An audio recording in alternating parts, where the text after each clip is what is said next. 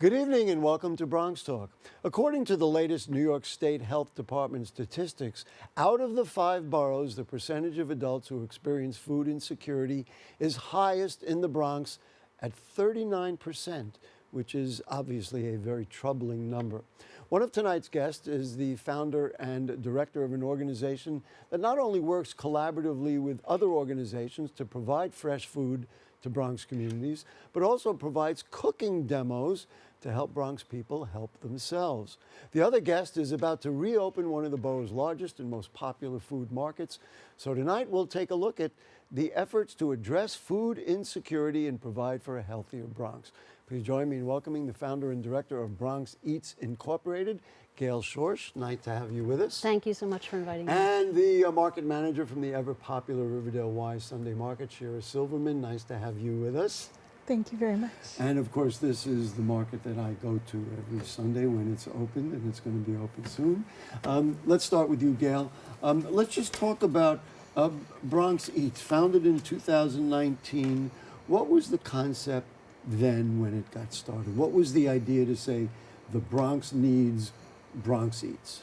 So thank you, first of all, for having me. As an urban farmer, I realized after a very short time that simply providing fresh produce was not enough. And Bronx Eats was founded as a way to inspire and empower people to know how to use fresh produce, because adding cooking education to food access is sort of where the magic happens. And in 2019, I founded Bronx Eats to provide both of those things under one umbrella.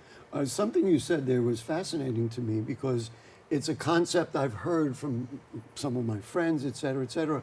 Urban farmer. You were an urban farmer. What does that mean, and what did you do? So I worked briefly at the New Roots Community Farm, which is on the Grand Concourse in the Bronx, and we grew and then sold on the street the produce that was grown there. So, and I also was a site coordinator for the Corbin Hill Food Project, and that was an effort to try to provide fresh produce. But again, without the cooking education, I kind of noticed not everybody is interested in purchasing fresh produce if you don't actually show people how to use it. How to use it, and also, of course, the benefits of it. So you've always been driven by this notion of looking at urban people, at Bronx people, and helping them eat better. Right? Yes. So it's not something that just the last couple of years. So then we have to bring it up to date. 2019 was before the pandemic. I'm guessing things changed for this notion of food insecurity.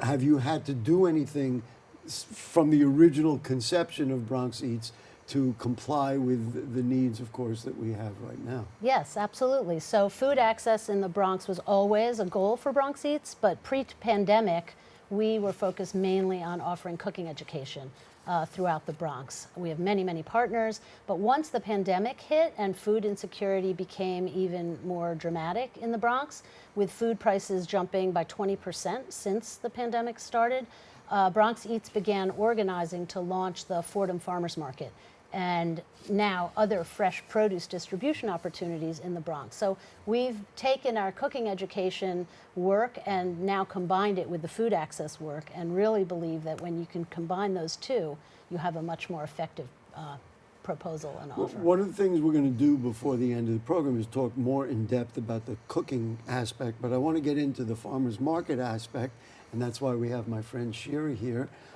Talk about the Riverdale Y and the Riverdale's Y commitment to the Sunday market, and just give us a little background about it. Why is Gary and his family so excited about going there every Sunday? Well, I mean, the main reason why Gary and his family come to the market is because it's got great food and amazing community. So what was the concept when it started? So it was founded in 2011, and the concept was to provide fresh food to the neighborhood. The Riverdale, it's interesting that you talk about the Riverdale Y's commitment to the Sunday market, because this is a year where, I mean, it's been around since 2011, and this year is one where we've had the opportunity to revamp the market, to make it even better than it was before. Let's talk about what it was, and then what we're going to get, and we will mention for folks like myself and others who do go to that particular market, March 30th is the Sunday it's going to come back. Yes. And you used to, I have to say, you've got to give them a ton of credit, because even in the winter, in the coldest days of the winter, they were out there selling fresh fruit and fresh foods and et cetera, et cetera. But let's just talk about, what this hiatus was about. This hiatus was about, to me anyway, was really about planning, about being able to increase the number of vendors, so look for vendors, bring vendors on, to increase. I mean, one of the things we have is that we have a full list of events that we're going to be doing. We're going to this show year, that list in a bit. which is only part of the list. I only gave you the spring events. Okay. So planning for the full season, which we're going to go until December. And also talking about the different elements like children's activities. Like, I mean, we need to be doing cooking demos and nutrition education. Well, give It's a nudge important to the for- person sitting next to you. Maybe she could help you out. She probably could help you out with it. Go ahead. I'm sorry. I will do that. And really planning it week by week, like having everything laid out ahead of time so that we know that we're going to have all of this exciting stuff happening. And we know exactly how we're going to accomplish that and who's going to be there. You mentioned, when I started out by saying, why do I attend, that it was the food and the community. To me, this is very interesting because much like what Gail is talking about with Bronx Eats, that it's the food and then the cooking of it, you envision this as not only being a place to get food, but there's music sometimes, and there's all other things that serve a community. So food becomes the motivation for people to gather and create community. Yes. I think that a farmer's market, and I came on in 2019, so when I came on in 2019, it was like, oh, a farmer's market, nice. Then 2020 came, we had the pandemic, and that was really when our market became such an important gathering place for the community because it was a safe place to gather. It was outside. Outdoors, right? And I will tell you, I know the history of it. It used to be in kind of the yard of 141, but it was enclosed. It was underneath a roof, as I recall, right? And the arcade. In the I didn't know what it was called. Okay, that's fair. But now it's an open place, right? It is. And it's given us a lot of opportunities to do all sorts of stuff. And that's all, I mean, let's give credit to the Riverdale Temple, because they came to us in 2020 and they said, we're willing, what about if you use our parking lot? And that was huge.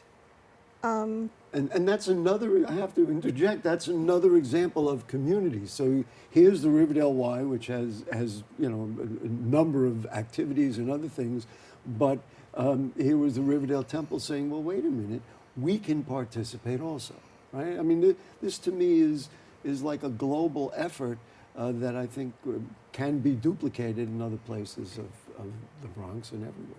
And to constantly build upon. A farmer's market is a unique opportunity to build community. I mean, there's so many things that you can do. And you have the base, what makes a farmer's market possible are the vendors. Can't have a farmer's market without the vendors. Well, we do have a list of the vendors, and then I also want to put a list of the schedule. Here's the vendors. We're not going to go through all of them. I can tell you which ones are my favorites that I go visit every week, but it provides an immense amount of opportunity for all different kinds of fresh food and arts, as we know, et cetera, et cetera. And one thing that we can say at the Riverdale Y Sunday Market, I'm sure other markets can say that too, is that we have, I always say we have the best. And I'm not exaggerating. We have the best bread with ore washers. Well, the Cardamom Man might also disagree with that. Well, no, the Cardamom Man would agree, but then he'd say, I have the best cookies, I have the best brownies, I have the best cakes. I want to bring Gail back into the conversation, and what she opened up, we'll ask you, and then we'll get back to Shira about it, is where does the fresh food come from? When you teach a cooking session, for example, is there something wrong with our grocery stores? What do the grocery stores don't provide that maybe the Riverdale Sunday Market and all the other Sunday markets in the Bronx could provide? So, great question. As somebody who started and successfully ran the Fordham Farmers Market starting last season, we completely support and want to showcase the farmers in the New York State area. We had Fino Farms, which had 3/10 of the most beautiful produce ever, and we completely believe in eating locally. That said, we operate 12 months of the year, so often our demos are in the middle of winter, and we do use supermarkets to shop for our ingredients. We're not Interesting. strictly buying locally in that sense. And what about the relationship with you and the importance of the relationship between our urban center and people generally north of us, although it could be on Long Island, who provide, farm fresh food? Yeah, I think it's very important for local economies to support the farmers, to support local vendors who are maybe making soaps or breads or other kinds of products, and we definitely did that at the Fordham Farmers Market. And they do that at the Riverdale And they do Sunday that Market. at the Riverdale Green Market. I am right now pivoting, Bronxites is pivoting to really focus on food access, whether it's local or not. So having, I think, more distribution centers where community partners will partner with me and Bronx Eats to offer fresh produce, whether it's grown in New York State or not, is really what I'm focused on now, rather than continuing the Fordham Farmers Market. Shira, what about the relationship with farmers? And there are a number of them that I see every week. There's a couple that drive hours, literally, to get to Riverdale. What's that relationship like? Is it a difficult one? Are they upset? They're probably upset when you close for a couple of weeks. But just talk to me about the relationship, if you would. Well, we're fortunate to have 4 farmers. Well, actually, we have more. They're different. The thing Don't is put a that number on it. You'll get yourself in trouble. there are different kinds of farmers. So, for example, we have Gonzalez Farm, and he's up in Middletown. We have Clatter Valley Farm. They're up in New Milford in Connecticut. So let's just talk the reality. That means they're actually driving, with a truck, with all kinds of stuff, for a couple of hours, potentially, to get to the Bronx and put out their wares. Must be worth it for them, right? I hope so. I mean, they totally take it in their stride. They come in and And they come do in this early all in the the time. morning, so they got to. I guess farmers get up earlier than I do. What can I tell you? Yeah, I don't think they think early is the way it is. But the relationship is strong, and they value it because, of course, they have a market to sell to, which they wouldn't get necessarily from where they are, and of course we get the benefit of the food, right? There's something going on there. Well, they build really deep relationships with customers. They know all of you. They know, I wish I could deny, but they do. I got a big mouth, but that's all right. And that's a big part of a farmer's market, is actually developing personal relationships with the farmers. And for me, I've been to almost all of these farms, and it makes a big difference to me to know exactly where my food is coming from. I go into the grocery store and I look at the apples and I say, oh, well, Come and see my friends from the right, Conklin Farms. Right, I wonder where those apples are coming from. Or, but I've been to Conklin Farm. I can see the tree. I've been to Orchards of Conklin. I can see the tree in my mind's eye. I've been to Gonzalez and seen the kale that I buy every week in the ground before it's picked. There's a great education in that. Boy, I'd love to, maybe we would talk with Bronx Eats about really expanding this relationship so that the grocery stores themselves will also use the local farms maybe a little bit more. Is that part of this whole dialogue? I'm just trying to think outside the box and do better. Yeah, for sure. I think efforts to include local produce in bodegas and in supermarkets is a great idea, and I think there are people working on that. I think having local produce made available closer to where it's grown is really the way of the future, so that we don't have things happen like during the pandemic where things were sitting on a truck and it wasn't possible to transport them, and then they ended up going to waste. There are also organizations that are very involved in rescuing food. I'm very interested in that. Bronx Eats is really trying to partner with organizations that rescue food and then be hosted by different organizations to then distribute that food free of charge to Bronx residents. So that I'm very excited about. It's a little bit different than the farmers market model, but that is what we are going to be doing in 2025? You know, I've said to a lot of people, you know, I've been in this seat for a long time. I've said to a lot of people that there's two realities that every community in the Bronx wants. And number one, and not necessarily in that order, what they want is arts and music education and opportunities for their children. I think if you go to any Bronx neighborhood and talk to any Bronx people, they'll say, yes, that's for us. The second thing is fresh food. And what, for example, Shira is doing in Riverdale. Now, I went to the web to try to count how many markets we have, but Google-wise, it got difficult because they would confuse market with, you know, a supermarket, and so it was very hard to count. The more the better. I know there's other neighborhoods. We're not, you know, ignoring them. We're valuing them, but I'd like to see it expand to as many markets as possible. Let's just talk about the chefs. You have, who are they? How do you get them to work with you?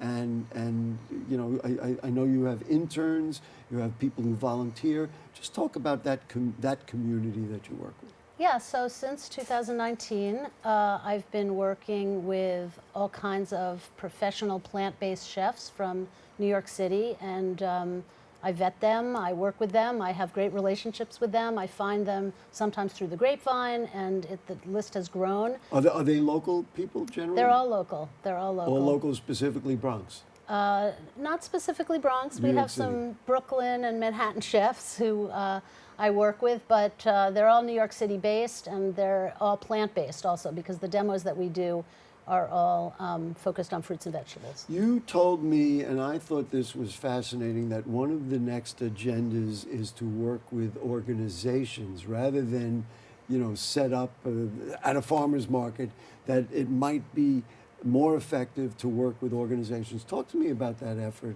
Explain a little bit about what that looks like, what that could look like, and the kinds of organizations you work with and would like to work with. Yeah, thank you for the question. I mean, we are very proud of having launched and run a very successful market at Fordham Plaza, the Fordham Farmers Market, but we now are pivoting because Bronxites wants to keep the focus on fresh food access more than the other things that are sort of generally part of a farmer's market. So what does that mean? We are looking for healthcare institutions, schools, we're DOE approved, and any other partner organization in the Bronx that would like to be a site for distributing fresh produce free of charge with the supervision of Bronx Eats, and would include also demos, cooking demos, using those ingredients.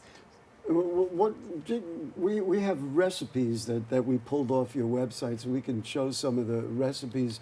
Talk a little bit about what you encourage people to learn to make that maybe they haven't already thought about in their own kitchens and when they look in a recipe book to figure out what to do.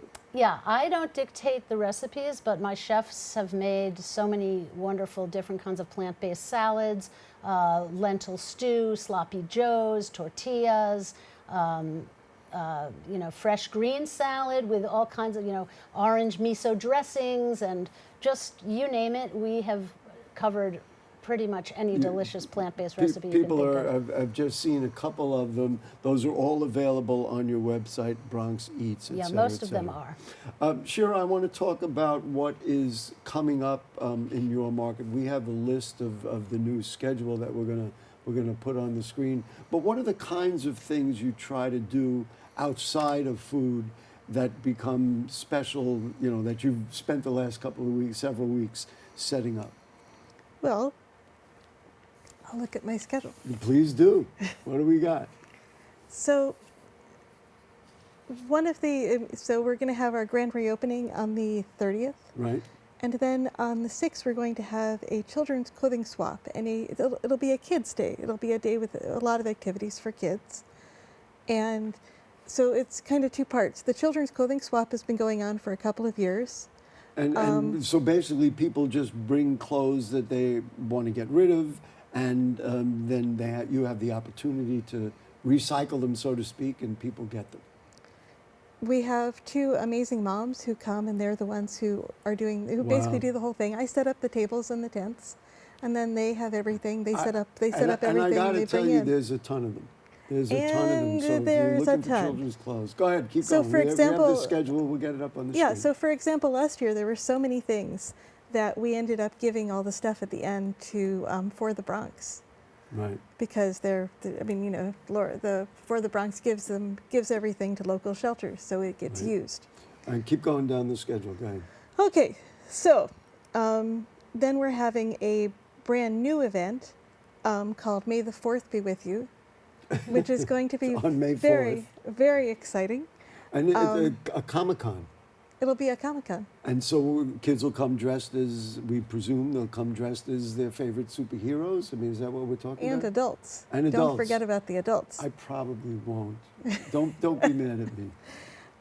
But we're going to have a whole one of the reasons to have all these events is also the chance to have different vendors, at different times. So we're going to have some really exciting vendors who I saw at the Bronx Arts Factory Valentine's Day Oh, there you go. event. Okay. And we're going to have probably someone who's going to be not moderating it, but being the person, the announcer, I shall got we it. say. Sure. Go ahead. Keep going. And so that's going to be a really exciting one. Mother's Day, we'll have gifts to give gifts for mom. Gifts for mom? I have an awful lot of jewelry makers who I'm going to convince to be there on that day. Okay. Pollinator Day